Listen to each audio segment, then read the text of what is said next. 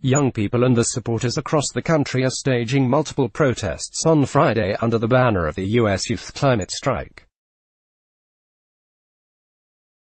For groups like the Sunrise Movement, one of the climate strike's instigators, the demand for action on climate change can't be severed from the broad social justice framework of a Green New Deal.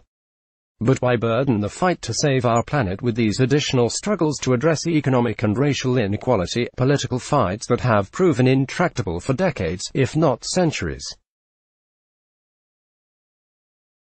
Many worry that linking the environment, capitalism, and racism may thrill the progressive fringe but virtually guarantees that nothing will happen on climate policies.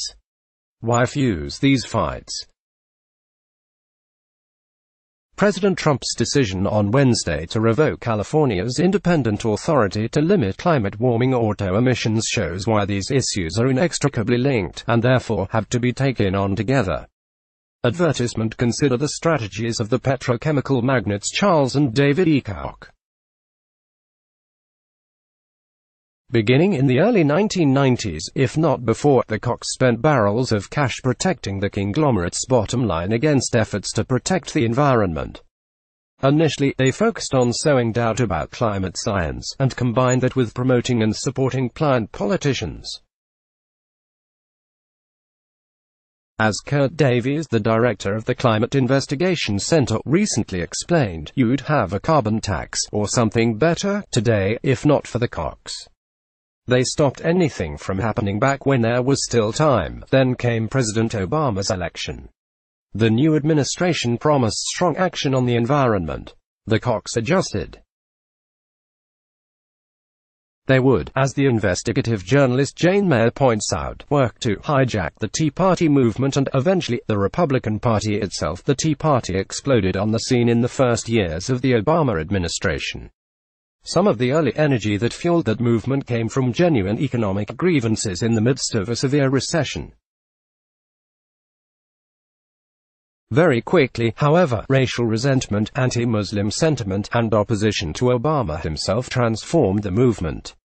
Advertisement. If racial resentment howled through the Tea Party, the money that grew it into a political behemoth came from donors like the Koch brothers.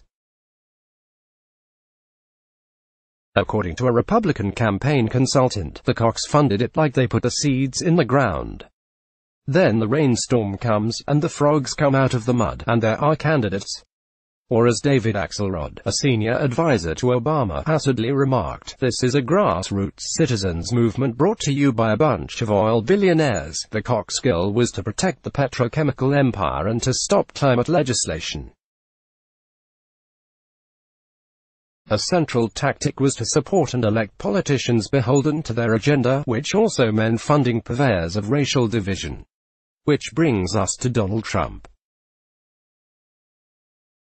As Mayer writes, whether announcing his intention to withdraw from the Paris Climate Accord, placing shills from the oil and coal industries at the head of federal energy and environmental departments, or slashing taxes on corporations and the ultra-wealthy, Trump has delivered for the Kochs. This history of billionaires using racial division for their own purposes should be plenty familiar by now. It's the basic story of Donald Trump. But as the Koch brothers illustrate, it's not just Trump. The oligarchs winning power through racial demagoguery includes some of the titans of our times. Responding to the climate crisis requires collective action on a massive scale, and the most potent political impediment to collective action comes from racial division, often intentionally stoked by right-wing plutocrats. That's why mobilizing Americans on climate change policy also requires countering racial division and seeking economic benefits that are broadly shared. When the young people striking for climate action demand action on racism and unrestrained capitalism, it's because they understand that all of these issues are inseparable. Unless we tackle them together, they will defeat us over and over, until it's all over. Ian Haney Lopez is a law professor at UC Berkeley and the author of the forthcoming Merge Left, Fusing Race and Class, Winning Elections, and Saving America. Let's block ads. Why?